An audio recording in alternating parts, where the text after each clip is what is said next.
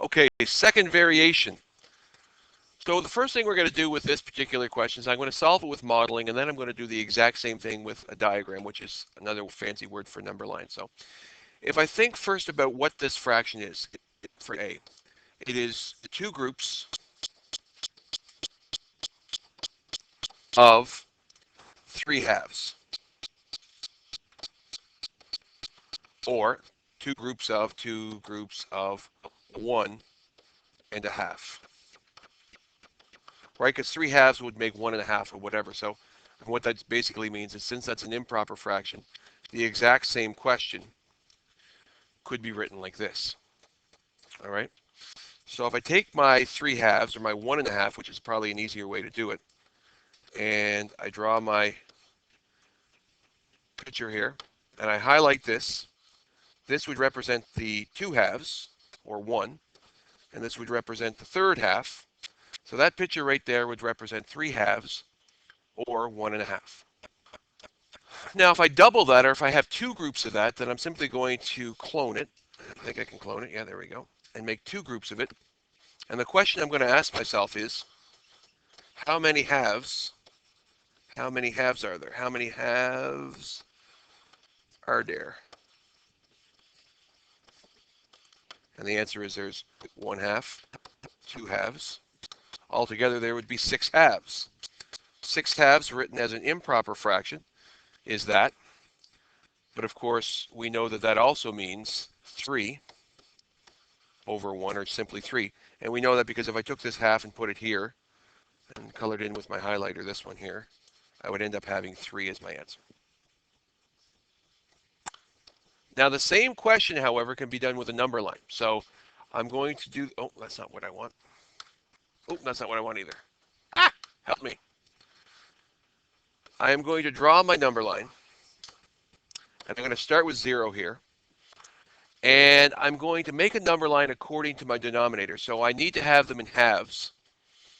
So I'm going to go 1, 2, 3, 4, 5, etc. So this is going to be 1, 2, 3, and 4. All right, and this is 0 up here, of course, but I'll put it up there with it.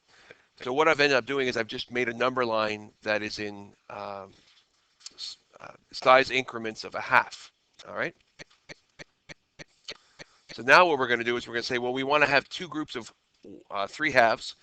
So there is one group of 3/2, or like we said in the last part, 1.5. There is another group of 3/2, or 1.5. Where does it end up at? It ends up at 3. So therefore, using a number line, or what I guess the book calls a diagram, we can model that exact same situation of saying two groups of 1.5 would give me 3. Okay. Now with B, we have four groups of 5/8. So I'm not going to model it. I'm just going to use my number line. And now we have to make them into eighths, which is going to be a little bit trickier. So if I get my brain around four groups of 5/8, how many eighths am I going to have? Well, if I think about real quick, I'm going to have 28. So I got to do a kind of a calculation real quick. If I have four groups of 5/8, I'm going to have 28 altogether, which means I need to have 20 lines in here. So I'm going to go, that'll be 1, that'll be 2, that'll be 3. And in here, I'm going to put 0, 1, 2, and 3. And in here, I'm going to put eighths. So I'm going to subdivide it in half, and then each of these in half, and then each of these in half. And that's going to give me eighths. So again, between 1 and 2, I'm going to cut it in half, cut each of those in half, and then cut each of those in half, and I have eighths. Cut it in half, cut each of those in half, each of those in half, and you have yourself 8. So between there and there, I now have 24 line segments, right? Or 24 eighths created on my number line. So now I'm going to do four groups of 5/8. So 1, 2, 3, 4, 5. That's one group of 5/8. That's two groups of 5/8. 1, 2, 3, 4, 5. That's three groups of 5/8. 1, 2, 3, 4. I think I lost count here. I think I messed up here. Where am I at here?